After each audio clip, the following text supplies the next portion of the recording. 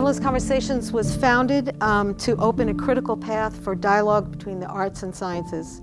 We present intimate and provocative conversations between artists, scientists, and the public.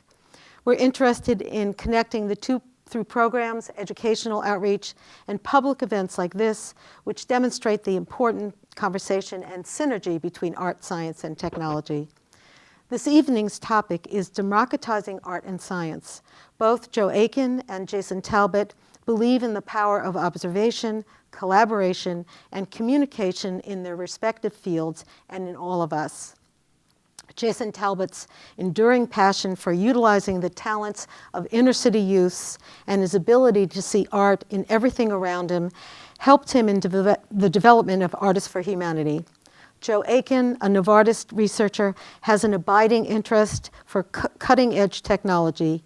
He co-founded a company as he was finishing his graduate work to better communicate scientific results. The startup Refigure, which aims to reuse, reveal, and recreate, is devoted not only to helping scientists communicate their results, but also to contribute to the broader population's understanding of science.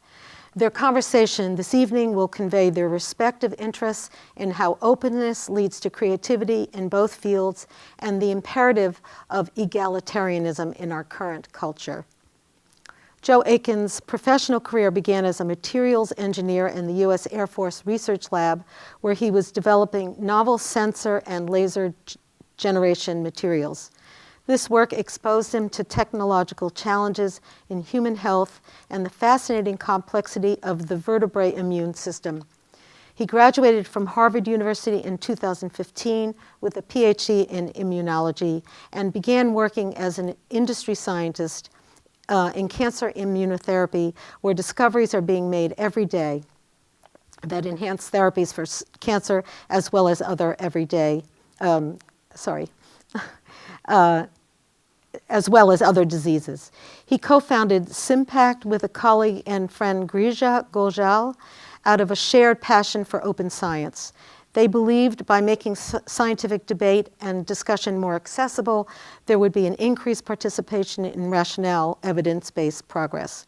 In the first year of operation, Simpact deployed a novel platform for crowdsourced curation of science called Refigure. Jason Talbot is a co-founder of Artists for Humanity, a Boston nonprofit organization that combines art and entrepreneurship to address society's most challenging social, economic, and racial issues. The largest employer of Boston teens, AFH, provides some of the city's most under-resourced youth with the keys to self-sufficiency through paid employment in art and design. Born and raised in Roxbury, Jason is an advocate for inner-city teens. Currently serving as Special Projects Director and member of AFH's Board of Directors, he has dedicated the last 25 years of his life ensuring that these young people are not ignored by encouraging their self-expression through art and by serving as an example of how to create a bright future. His reach in the Boston area extends beyond the walls of the AFH's epicenter. In 2009, he participated in the Emerging Leaders Program at UMass Boston. In 2012, he was chosen as one of Bank America's neighborhood builders, and the following year, he received the Mentor of the Year Award from Youth Design. Jason is also a member of WGBH's Board of Overseers. So with that, Joe will start, and followed by Jason, and then we'll convene at the chairs to have a conversation. All right. Good evening. Thank you, Deborah. As Deborah mentioned, my name is Joe Aiken, and I'm delighted and honored to be part of the conversation this evening and to be up here with Jason. I visited AFH for the first time a couple of weeks ago, and it's a truly incredible place, and I recommend that everybody visit. Tonight I want to talk about democratizing science, and my particular lens on that is to increase access and engagement. And as Deborah mentioned, at the conclusion of my PhD, myself and Girija Goyal, my co-founder, we created a company to do just that. And we were able to create an online web platform called Refigure. And so I hope to introduce you to that tonight and then continue the conversation. I wanted to start with a quote from Stephen Jay Gould, who I was first introduced to in the first year of my PhD program. And I'll let you read the quote, but he says, "Science is an integral part of culture. It's not a foreign thing done by an arcane priesthood. It's one of the glories of human intellectual tradition." And I think there's two really important points of this quote, and you see it through all of his work, that every human is able to do these creative works, whether they manifest themselves in arts and science or some other domain. And the words arcane priesthood, which I think is a very telling description of science, and I think for the public at large, it can often be an appropriate descriptor. And that does nobody a service. I think the more transparent we are and the more access there is, the better everyone will be.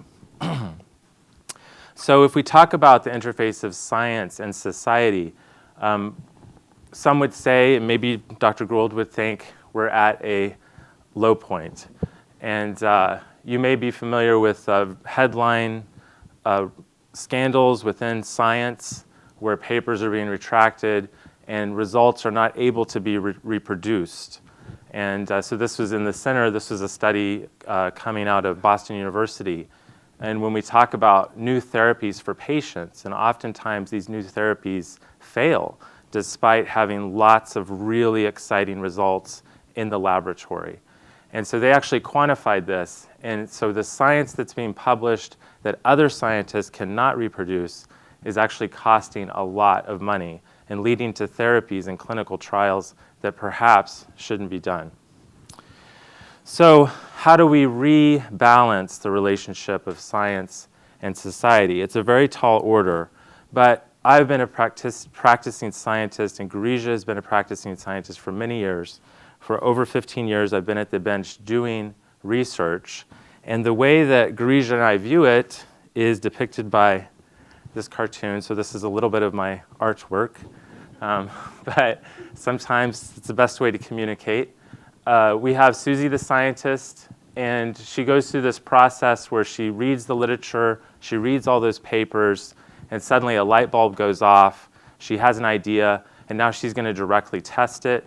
She does those experiments, and then we get back to the start where she communicates them, she compares them to what other scientists have done.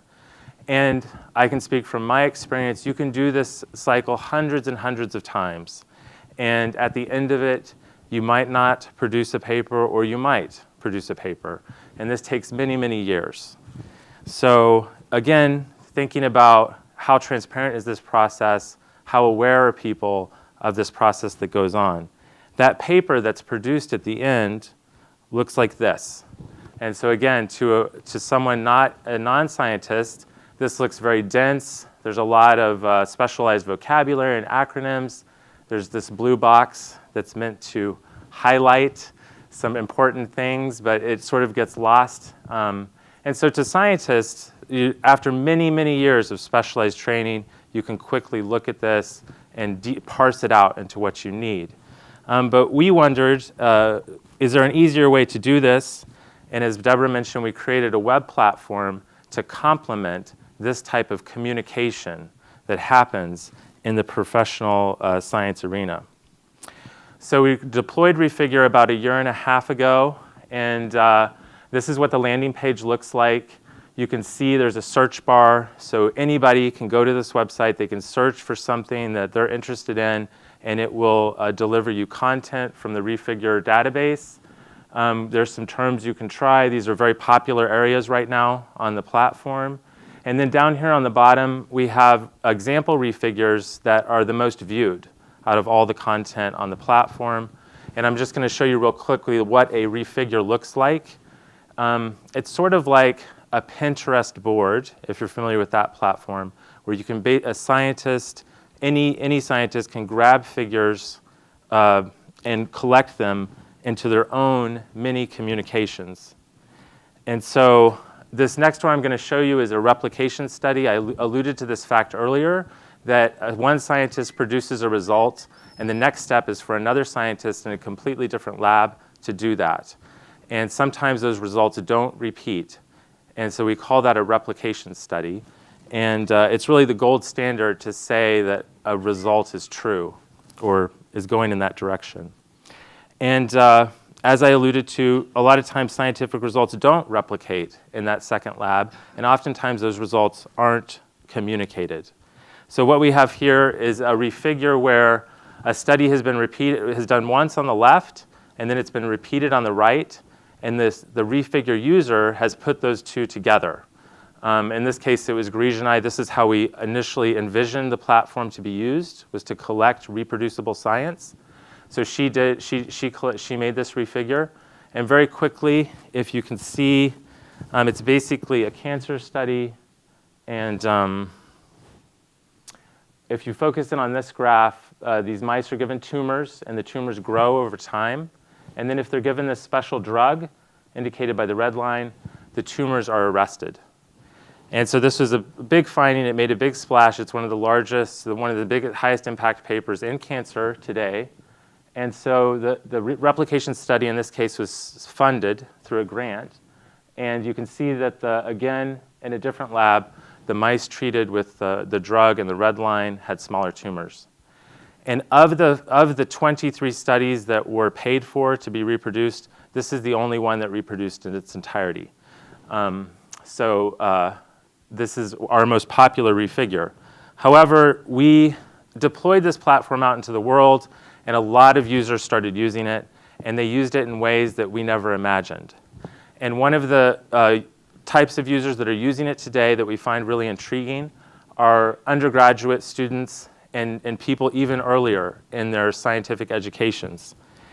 And as an example of that, I want to show you one of their refigures. This is a community college student, and they put together really interesting refigures in neuroscience, an area that they were really interested in. And again, these are highly viewed refigures, and she's put together a variety of figures from different scientific publications, and she's been able to add her own insights over here on the right about why these figures are important to her, and they come from all different publications. And actually, we talked to this user, and as a result of this, she was able to put it on her resume and get a job in neuroscience. So having an early impact on trainees and researchers that aren't at later stages in their career. And when we look closer at this user group, and we went out and got direct feedback, this is sort of what we hear.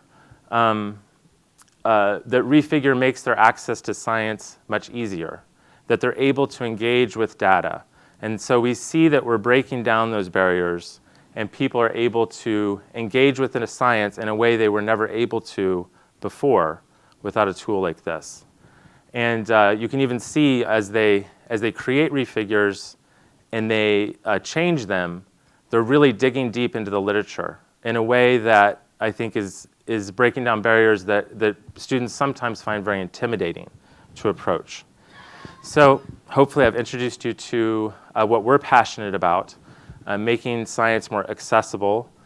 We've talked to all different types of users of refigure and potential users, and we're at very early stages. And we have a lot of hope that it's tools like this that will make science more relevant and more integrated into society. Thank you. Hello. Hi. My name is Jason Talbot. I am a co-founder and a board member at Artists for Humanity. I snatched some photos off of my desktop. I threw them into this presentation.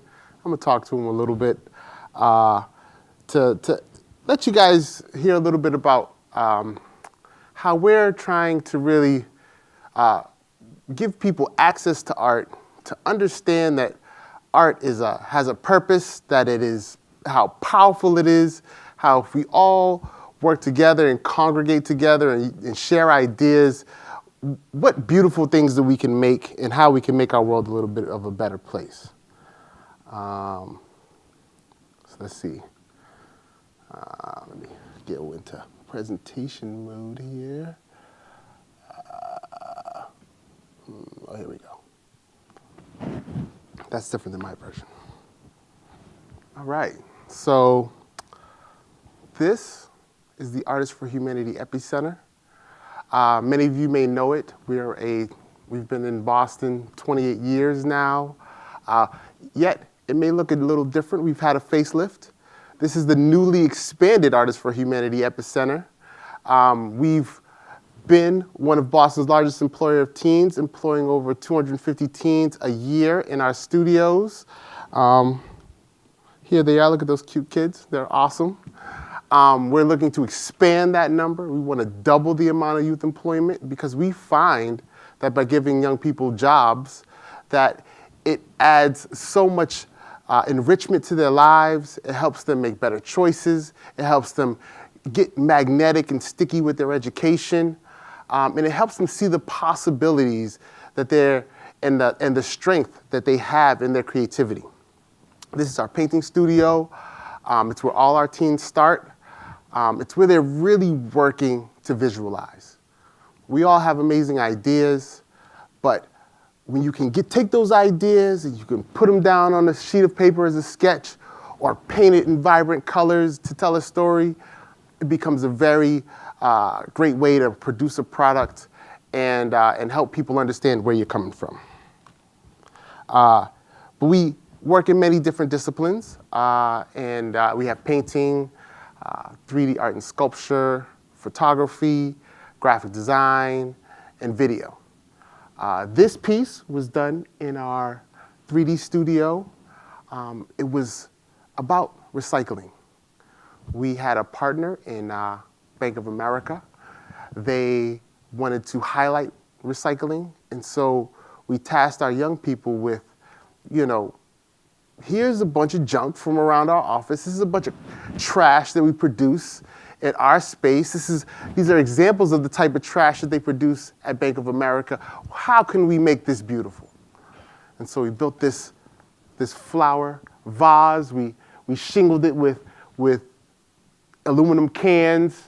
We hand-dyed office paper, and we figured out with small models how to make all these different flowers, and then we blew them up into this giant contraption. It was a winner. Pretty amazing project. The kids that worked on it saw in themselves an ability that they didn't know they had. And they saw how they could take this small little model, this small little example, and how it could be exploded into a bigger project.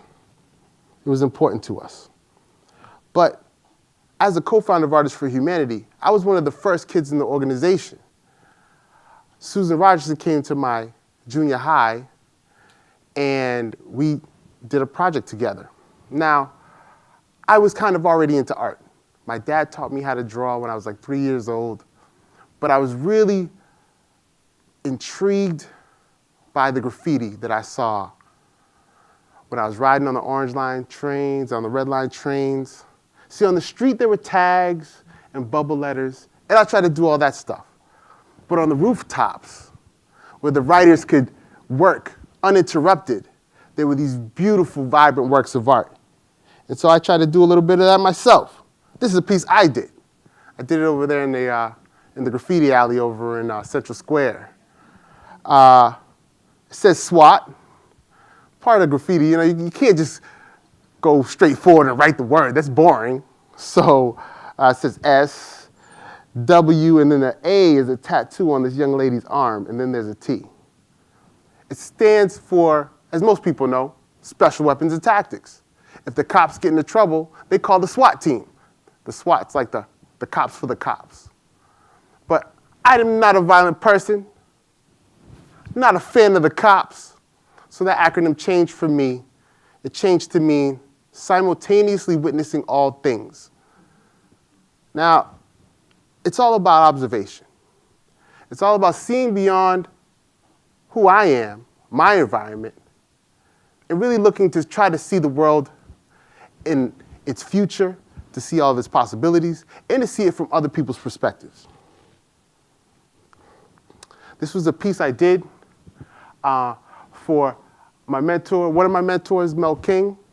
He wanted to open a cafe for makers called the Made By Cafe. So I did a piece for him. That was really good times. But I did it because we want people to see in themselves the ability to make the things that the world needs. We want people to say to themselves, there's a void, there's a gap, there's a need, there's a misunderstanding. And then figure out how to understand all the parameters and present the best solution moving forward. And so everywhere where I saw that, I wanted to do my part and be that guy who could visualize these solutions. In the 90s, I did a lot of work around shining light and enlightenment. I also love to do portraits and portraiture. But I was really stuck on the spray can. I can't lie, guys. It was like, because, I love to paint. I love acrylic. I love watercolor. I'm really into multimedia, really. But the spray can, there was something futuristic about it, It's really as though the paint's coming right out of your finger. You could take it anywhere. It's super fast. And it's street level for the people. But spray cans are expensive. So as a kid, I did a lot of origami, and I drew a lot. Now I would take my classwork, and I would flip it over, and I would draw crazy drawings on them. Or I'd tear them into squares, and I would fold up wild stuff. In the 80s, I saw Blade Runner. As a kid, I was a little kid in Blade Runner, already crazy movie. The whole movie went over my head, except for Edward James Olmos would leave the little origami figurine, stuck with me. These are a couple of figures that I've created in my practice. But one thing about origami that informs my practice is that sheet of paper can represent a sheet of steel or a sheet of plywood. And everyone has access to paper. Even when I didn't have a notebook, I would go to the library and steal a little bit out the Xerox machine, and I could still fold up awesome models. And so what we do for our young people in our studio is that we show them that with this sheet of paper, you can envision a giant wild sculpture made out of steel or aluminum. But that wasn't the only area where making and creation and experimentation became really vivid for me, because in the 90s, I was really into video games. Then I downloaded Micromedia Flash. It was free. That's some really democratized software. And with just a little work, you could take this demo that they provided for free, crack it, then you had the whole program. It's what made Micromedia a pretty powerful company. It's why Adobe bought them. And I was playing around in this program, Flash. I took my drawings, I began to animate them, but they were movie clips, and so I could, through code, tell my clips when to play or stop, and I could make one clip talk to another. And so then I'm in the arcade playing Street Fighter when I realized the game just broke, the system broke, and I saw right through it. I saw this game as a bunch of little movie clips, and I decided to make my own video game. It's called Hot SWAT versus the Forces of Ignorance. Now I'm SWAT. At the time I was hot. I was like 25, dangerous art guy. But so I decided to make this video game. It was really a challenge to myself. I always loved science, and I wanted to have the ability to make games like these giant video game companies. No one else thought I could do it, but I believed in myself, and so I made this crazy game. That's me. I'm punching some crazy robot. I got a lion flying out of my fist. Let me tell you, this really impressed my buddies. It was pretty good stuff at the time. But what I was able to realize through these practices was that if I was consistent in deep observation of my environment, then I could come to a deeper understanding, and that understanding I could share amongst my friends at Artists for Humanity, throughout the city of Boston, in school, and elsewhere. Looks like I put this slide in here 2 times. That's my kid. That's little Jason. He's my buddy. He's at home. But when you've found something you're passionate about, like video games, like spray painting, then you can build a skill set that can become valuable to the people around you in corporate America, in civil society, and that's what we're trying to empower our young people at Artists for Humanity with. We want them to understand that because of their experience, because of what they've witnessed throughout their life, because of the practice that they've put into their craft and the things that they're passionate about, that they now have a commodity that is valuable to big business and their friends, families, and people around them. This was a wild piece we did for Reebok to promote the Aztec sneaker. But also, in an attempt to make sure that everyone can be enriched by art, it shouldn't just be locked away in institutions. It shouldn't be hidden away in personal collections.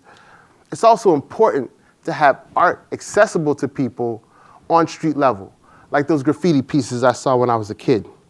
And this is one of my personal favorites, a contemporary piece done by fellow Artists for Humanity co-founder Rob Gibbs called Breathe Life in Roxbury, right down the street from the Martin Luther King Jr. Middle School, where we did that first Artists for Humanity piece.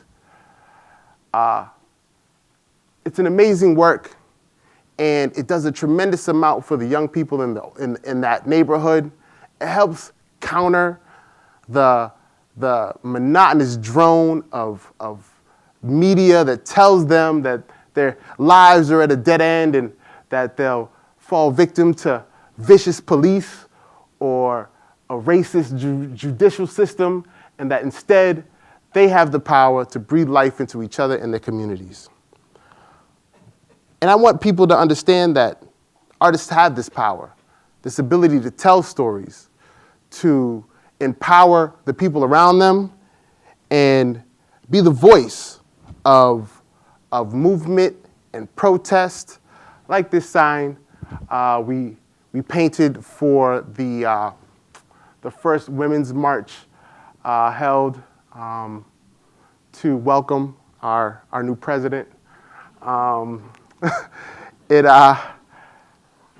It's important for artists to tell those stories, to be that voice, to amplify those messages so they can't be ignored, so that they're shared throughout the media, throughout social media, to each other, so that our stories are amplified and that they come to the surface.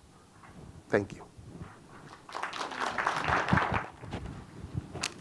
Thank you both for enlightening us. Hey. So I'm here as moderator and really just to be the kind of catalyst, in quotes, for your conversation. And I had the pleasure of meeting with both Jason and Joe a couple weeks ago, and we talked a lot about some of the things that they presented. And so I have just kind of my notes. And I just want to start maybe by thinking about that phrase, to democratize, which means to make accessible. And I think that, to me, that's really the kind of synapse where you two overlap. And, everyone deserves to, experience that way of thinking about democracy. And I think another thing that is inherent in both your projects is the idea of empathy. And I hear that word a lot everywhere, and I think it is because it is so necessary for our survival on all levels. And I've heard you both address it in various ways. So maybe that would be a good place to start with that idea of empathy. Do you want to? Well, so when you showed that scientific paper, I'd seen one before. And I remember thinking to myself, there's only like 25% of these words are actually English, you know? And there's no way for a normal person to read that, but you can read it.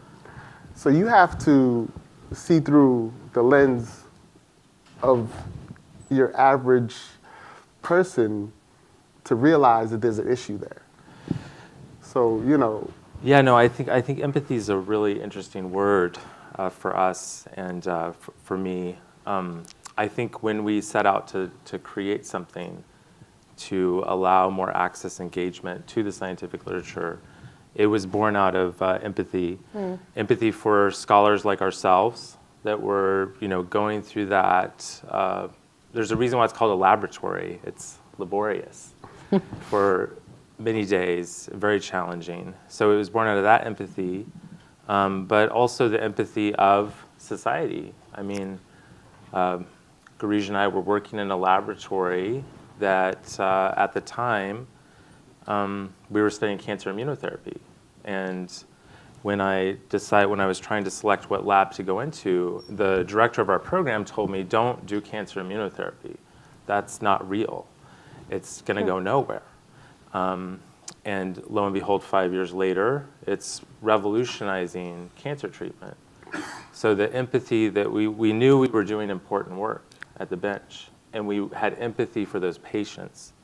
And how could we get that data to them faster? How could we start this discussion? It's very interesting, the word empathy. And what I noticed in your talk was when you said you really have to dig deep and understand your space so that you can share it with your community. And I think that seems to be driven by empathy. Absolutely. And it's tough when you select what you're going to fight for to not be selfish, and to say there are people in need, there are issues that need to be solved. That whether I face them or not, I need to make sure that everyone around me and that my community is full of healthy people living beautiful, wonderful lives. And sometimes you have to feel someone else's pain. You have to understand their struggle. And it takes, you really have to open your heart and open your eyes to take action on the behalf of the people around you. But I still think that that's some of the most noble effort that you can make, whether it's getting out of your car to help push some guy out of the snow or helping someone with their groceries. You have to just see that if someone's in need, take action to help them, and then you can do your part to be a little bit more of a better neighbor and community partner. Yeah, absolutely. Maybe something else I'd ask you to both talk about is, I think actually, Jason, you talked about observation and seeing, and I think we had talked about that when we had our earlier conversation. So just to address that kind of relationship of seeing as in direct observation and how that leads to insight. And I think, it's echoed or expressed in both art and science. So maybe that's another good Yeah, absolutely. question. I mean, I think seeing and observation and then generating insight is at the core of that sort of work cycle, the creative cycle. And the reason why I showed that cartoon was because I think I would imagine that it relates to artists. I feel like I could maybe put a little beret on Susie's head and give her some stylish shoes, and maybe a similar process would be there of observing, creating a domain that you can work within, which I think is a lot of what we have to teach people in science professionally, mentees that I've had or students, that you never ever find that answer or that truth that you're looking for, but you can set a domain, and there's a creative process in that, and then you can sort of tweak the levers and observe what happens. And I imagine that artists go through a similar work cycle of creatively discovery. Absolutely, and it's just, you try so much. I mean, we all want to be the next Picasso or Basquiat, or but how do you evoke that emotion? How do you make people feel your work and connect with it is a never-ending struggle. And maybe if you add a little more blue, it'll help. Or maybe if your lines are a little more striking or interesting, then maybe you can get your point across. You have to experiment so much. You have to try so many different ways of seeing and showing your ideas. It's just a tremendous endeavor. But what is wild is that there are so many people here that don't trust their own eyes, or that are looking for a miracle. And you still have to be able to communicate to those people as well. Sometimes you need to show people before they'll believe what is obvious. I mean, we're living in a world where there are flat earthers. I mean, there are people who believe the earth is flat. And it's like, I mean, how? How does this happen? How do we veer so far? How do we go so far to be set back so wild by just the simplest rumor? And so it's important for us to trust our eyes and to learn to see, so that we can see those deep connections that make the system of life that we live in work. Yeah, I would just to pick up on that, it seems, especially people who teach or who mentor in some way, that kind of propelling someone else to kind of find their inner vision is sort of part of that kind of a way of expressing that internal process. And I would say for artists, it's what compels you for life, is that trying to find it, trying to see it. And probably for scientists too, that you're always, you're never there yet, or that's part of the being compelled by your subject matter. Yeah. Absolutely. I think most experiments do not yield the result that you expect, which sounds like what you're both describing. And you really have to go back to the drawing board and redesign that domain, that experiment. You might have to add controls, but it's always an evolving story. But I like what you said, that it's almost like people are afraid to try, or they don't trust their own intuition. And that's why I really like Dr. Gould's messages, because he talks about that this is human nature, right? And I think that is the major role of a mentee, a mentor, is to help you through that work cycle. I actually think that the reason why more people aren't in science and art and these STEAM career fields is because they don't have mentors that can give them access to that cycle, where you get the design, the mentoring, and then you get that important feedback. And that's what Refigure does, is it what we see with those undergraduate students is they put something out there on the internet, and now they own it. And it's sort of like what you were describing with, as you showed those artworks, that you own it and it's out there for people to see, and that's really crossing a boundary, and you start getting feedback on it, and it really engages you away with the science that, like you said, you look at that article, the major output of any scientific work cycle, and you're just like, what is that? Yeah. That's how I felt when I was, earlier in my career. Yeah. So this is kind of a related question, but is what you're doing considered radical?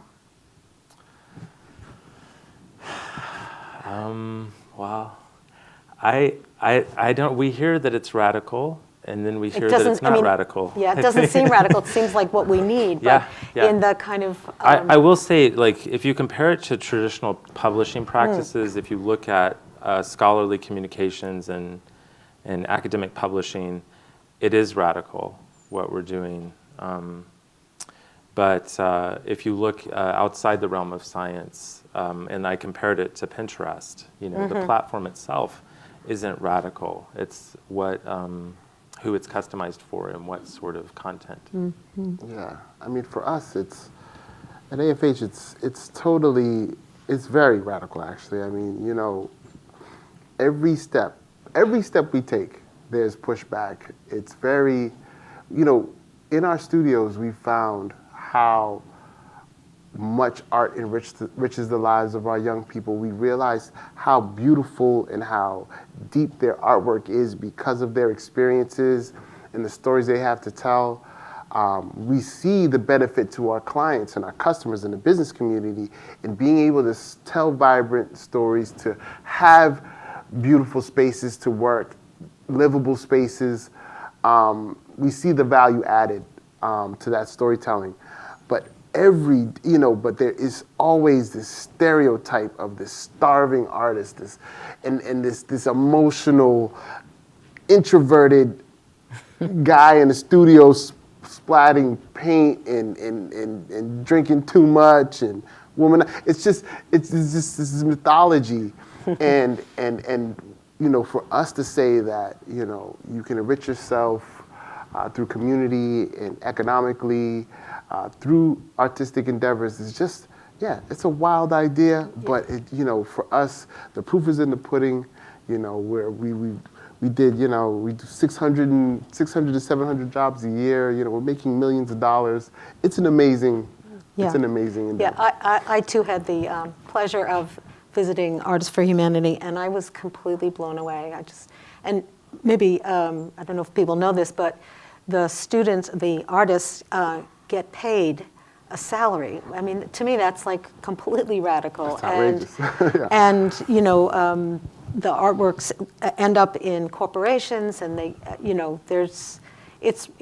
really helping them have a relationship to the business world as well. And I think you also told us that 100% graduation rate from high school. I mean, it's just, it just keeps sort of. It's that democratization, we realized that there were young people that had to make a decision on whether to come to our program or get a part-time job, go to school or get a part-time job. And so we realized that if we could provide employment, we could really address these issues for our young people and really make a transformative change in their life. And that's why we're doing it. Yeah, and it seems to a person that is true. And plus, like, the space is gorgeous. Just to be inside it is a pleasure. So both you and Susan Rogerson, there's you have a lot to claim, I think. That's good stuff. Yeah. Thank you. I think everyone here is invited to come on down. Yeah. Follow us at AFH Boston or AFH.org. We have an open house the last Wednesday of the month. Come check it out. It's good stuff. I think that's interesting what you said about you start to engage with this population, that you're part of this community, and then you encounter this problem, and what are the solutions, and that is the radical aspect of it. Exactly. Because as you start to think about solutions, those solutions can be difficult to implement. But I think it goes back to the empathy, because if you're invested in that community and you're right there and you empathize with their problems and you're trying to overcome them, then you're motivated to do that next difficult step. Okay, I'm sure it was difficult to say, we're going to pay these kids, but you found a way. Absolutely. And I'm sure on your part, it's like to translate this in-depth scientific language, it must make it move so much smoother and faster through channels when more people have an understanding of what everyone's talking about, and where the science isn't blocked off behind 10 years of education. So I think I think that's important. If we can find solutions or implement medications quicker, because more people can access the information, I think that's the best way to be. And I think that we'll maybe with more accessible transmission of ideas, maybe more people will fall into the field and be able to help make healthier communities. Yeah, we definitely hope so. I think we're at an earlier stage than you guys, but we're listening to our community, and we're implementing changes and trying to really prioritize those. So it's a good example to follow. Yeah, so maybe just a question for you both, and maybe we've touched on it already, but why were you and why do you continue to be compelled by your desire to extend the reach of your respective fields? I mean, I guess I'm just wondering what is sort of specific to you that you even thought of this idea to, just not be, alone in the lab or, just like painting at home or something, Yeah. I just... Yeah, I thought when you were talking about the stereotype of the starving artist, I think there's a stereotype of that arcane priesthood of someone who, I don't know, that they were made fun of in high school, but they were super intelligent, and they end up in the lab, and nobody ever sees behind the doors. But I think for me personally, the motivation is that we all have insights. I mean, if I were to walk you through that T-cell paper, you would start asking questions, and I would inevitably say, well, I never thought of that question, because I approached it from a different path. And so it's really about thinking about how we whittle down the insights within scientific communications and what is accepted and what are the venues and what are the channels. Mm-hmm.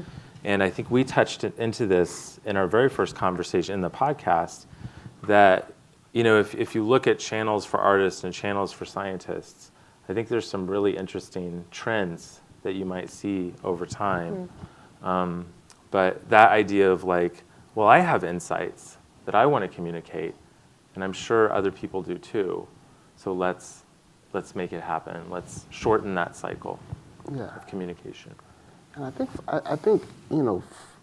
for us, it's just about well, why isn't there access? Why are things walled off? Why is there a portion of our society who doesn't have access?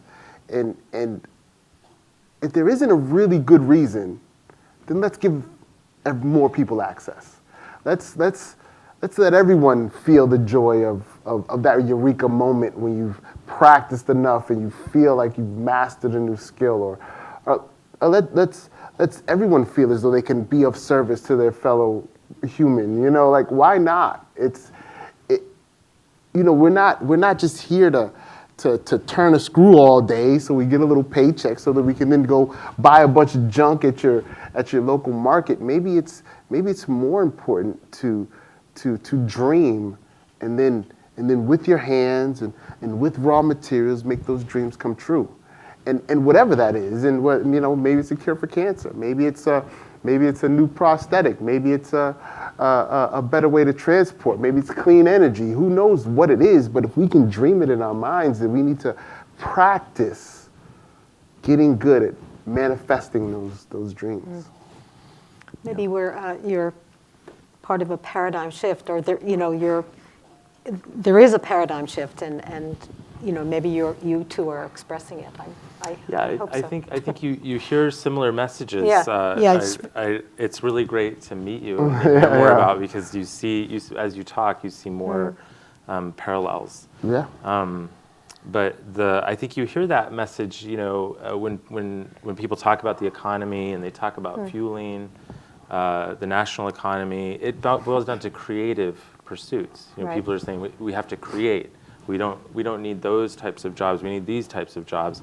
And I think the message is there. It's just in different ways it's being communicated. But I think, I don't think the creative potential of this country or countries in the world has been unlocked, because of some of these barriers. And the question is, do they need to be there? Or is there a real reason for this barrier, for this communication channel, for this group, It's an interesting question, and I wonder, if we all did group together and try to hack an issue, you know, with all ideas being understood and respected, then would we find more solutions? And I'm pretty positive we would. And so I think and I know that I've sat with kids who had no inkling of artistic ability, no belief in their own power and their own creativity. And after a few projects, after a few experiences, really feeling as though they needed to invest in themselves, learn more, practice more, so that they could become more powerful, and they were on a track to become more powerful. And it just, you know, it's such a, when you see that shift, you know, when a young person's ambition is to, hey, let me go get some higher education, as opposed to say, well, hey, maybe I can possibly maybe get $13.25 an hour.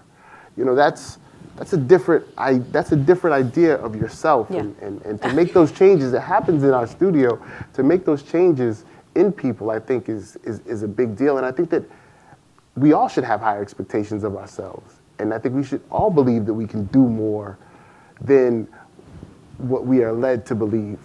Because, you know, as much as, you know, this bigger corporate system needs obedient employees, they still need innovative minds that make change and make the next stage of human evolution, you know? Agreed. Yeah. So we have a mic, and I don't know if the audience wants to jump in for about 5 minutes. Anybody has thoughts or questions? How about a question? Or comment? I don't see. Okay, hold on. Mic is coming. So there's a. Do you have the mic? Yeah, over here.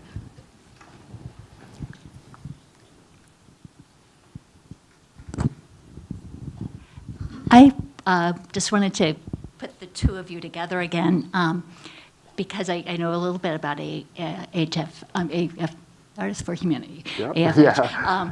And that it started as one artist letting 6 kids in her studio. Mm-hmm. Now you have 250 kids in a 25-year history, and yet the replication studies haven't worked out as well, I think. And a lot of it has to do with people getting caught up in an education approach that says, okay, you've got to give discipline, you've got to give a lot of guidance, you've got to make sure the kids don't get in trouble. And it's so counterintuitive to a place where they say, okay, well, we treat the kids like grown-ups and they behave like that, you know, and they do their jobs, they're at work. And it might be interesting to put together a piece of work that showed what the replication studies look like and whether or not you're achieving results. Yeah, I mean, so we've had some success with replicating Artists for Humanity, but you're right. I mean, academia does get in the way. One thing about Susan, when she met us, in that very first painting, she didn't come with all the answers. And so if you try to replicate Artists for Humanity, you might try to go into a distressed community and try to implement Artists for Humanity as the answer to your problems. But she didn't come to us with the answers. She came to us to listen, and she heard our ideas, and she implemented our ideas. And that's why we're co-founders, because, you know, what we had to contribute as young people for living in the community at street level was incorporated into Artists for Humanity. And for a replication of Artists for Humanity to succeed, it also must achieve that goal. So and the model of Artists for Humanity is to really first, when you enter a community, is to assess the assets that are there. And maybe it's skilled craftspeople, or maybe it's a vibrant culture, but that needs to be at the foundation of that organization. And if that happens, then we think that other people can implement this type of entrepreneurial, artistic, creative youth enrichment that services the business community and brings people together the way the Artists for Humanity does. Thank you.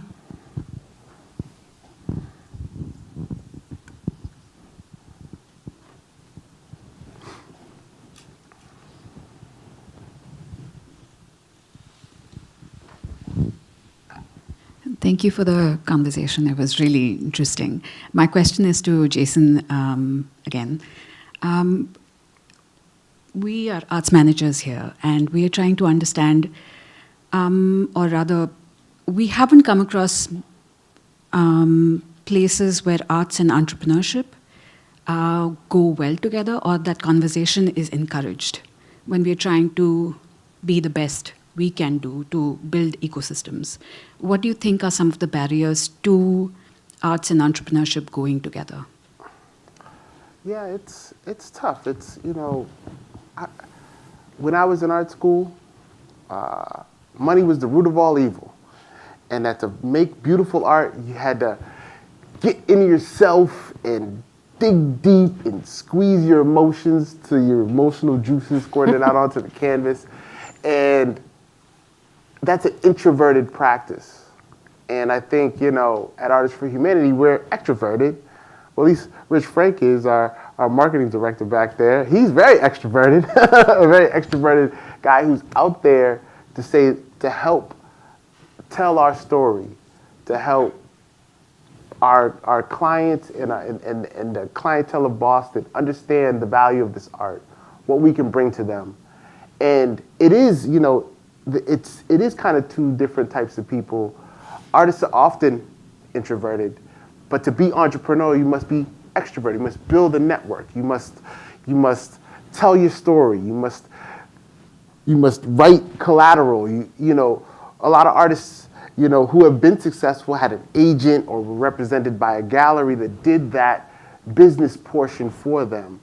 But for us, we were really thinking about this holistic artist that really thinks about getting their artwork out there. Now, it's a tough balance to strike.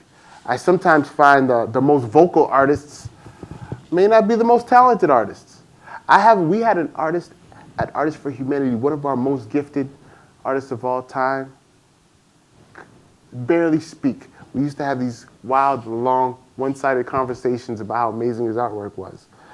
So it's tough to have both that ability to market, make sales, build your clientele, build a brand, and also get down to business in your studio and really make beautiful art. So, it's a tough balance to strike. We have a community, a network, a team of people that work together to make sure that we can both produce beautiful art and then market it. But it's sometimes they're different people, the artist and the marketer and the entrepreneur. I'll just comment on that. Yeah. There's often a perception that if you're in science or technology, you're already plugged into the entrepreneurial world. But as you were describing that, I can think of faculty, colleagues, mentors that were just that same. They did outstanding science, but they couldn't market it. They couldn't go to the granting agencies. They didn't have that high profile, and that exists in science as well. So I think that's part of what Refigure does, is that at very early stages people can get their name out there and have an insight and publish it. Yeah. And like I said, it could lead to a new job. They can put it on their resume. So it's a tool that now scientists, another tool they have. But I completely agree that you have to focus on the practice. That's a word that you kept saying, and balance that. Yeah, I happen to be a rare bird. I used to watch a lot of Julia Child as a kid, and she'd be cooking the food, and she'd be describing what she was doing. And whenever I was painting a painting, I would do it in my head. I would try not to do it out loud. I'd be like, I'll put a little red here, and a little line, kind of, Bob Ross did the same thing. And so when someone asked me, well, why the heck did you put that? Why did you put that stroke on that canvas? I always had this long, elaborate story. And it really did help sell my work. It really did help make people connect with it. So having that story behind it, having the reason why, it does really help round out a product, make your art a product too. Anyone else? I think we have time for a couple more.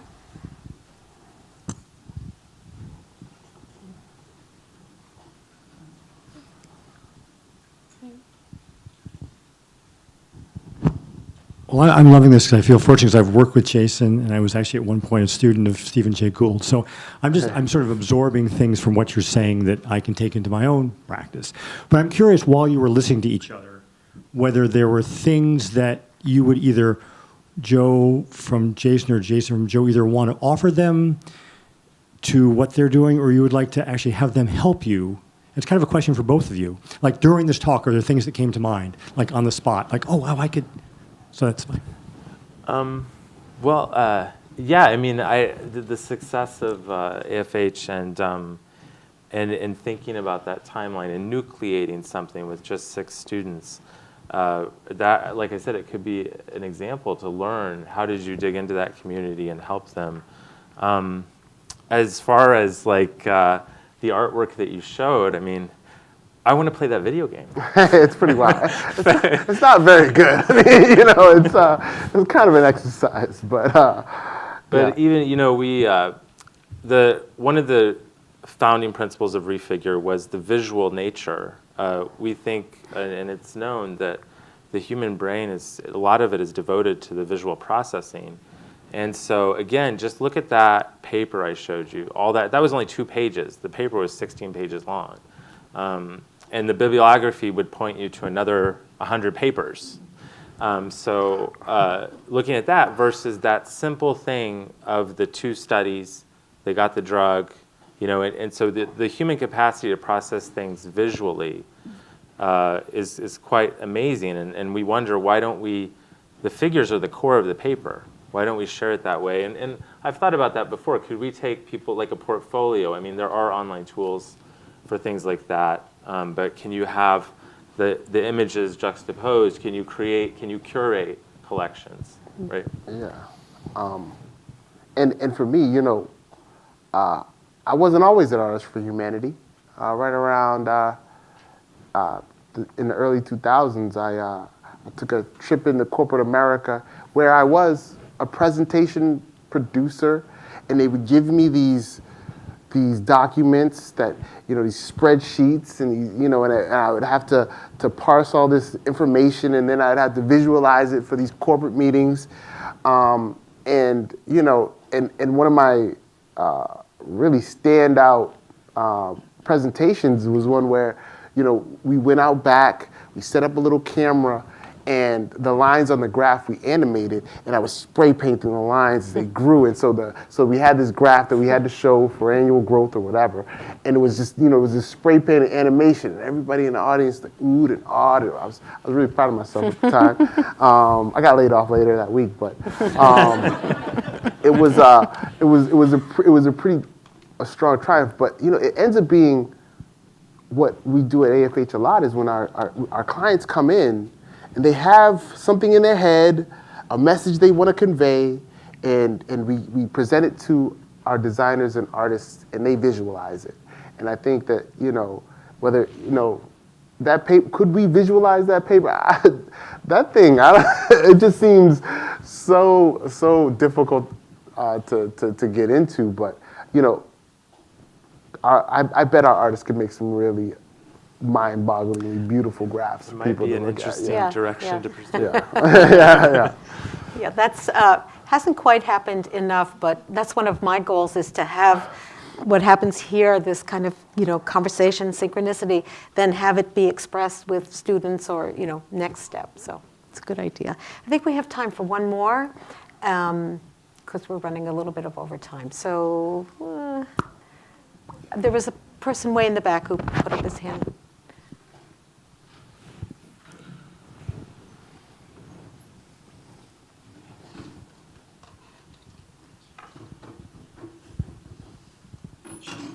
Hi, my question is for Joe. I think it's very difficult to compare art and science because art generates a very emotional response when science needs to be translated. And so my question, Joe, is how or do you want in the future to have Refigure present a palatable version of scientific results? I think that's an excellent question. I haven't considered that before. I think that the major overlap between science and art, I think, is in that process. The process, the creative process that we've all sort of talked around. But yes, like on another level, I wish that that there were better ways to communicate science, because there are, I think, very emotional and dramatic things happening in science. And that's why I like Stephen Gould. I think if you look at his writings, he's able to convey that. He talks about we should be humbled by what we're learning and full of wonder at the same time. Because I was thinking about what paper to put up there to show you guys, and I chose this T-cell paper, but one paper I was looking at was the Human Genome Project. It's 50 pages long. Just the authors on that paper, I think there's like over 500 authors, so the author section spans several pages. But when you read that paper, and it's a great example of how we were really certain what the results were going to be. We didn't know all the T, G's, the A's, and C's, but we knew what it was going to look like, and actually, we had no idea. The tomato has, tons more genes than us, and it really upended what people were thinking. And when you now look at that, and it's over 15 years ago, and you read that paper, it can be very emotional, because it's talking about all of us and where we fit into this giant cosmos. So it would be great if there were a way to translate that. And that's what I was alluding to earlier. I think if you look over the history of sort of art, and what was art put into service for, and how was it organized, and what were the mentors, and how were people brought up into the professional class, and what were the economics around it, I think you see some really interesting trends. And who's to say at some future point, science can evoke an emotional response as those structures and those channels change. So it's a really interesting question. Thank you. I think we're going to leave it there. I want to thank you both so much for presenting and for your conversation. And I want to tell you all that our next program will be March 14th, Women in Art and Science, Seekers All, and it's a collaboration with the Broad Institute. And I'm working on a lot of things for after that in April and May. And I want to direct you to our podcast and actually listening to Catalyst. Joe Aiken was our first interviewee. And I listened to it the other day. It's very interesting. It's when you were just starting with Refigure. And our most recent podcast conversation was with Brian Knepp and Andrew Witt. And they did a Catalyst to Go, which is our program where we go into companies or institutions and do a special event program. And so we did a podcast with them. And so I think that's it for tonight. And thank you so much for coming.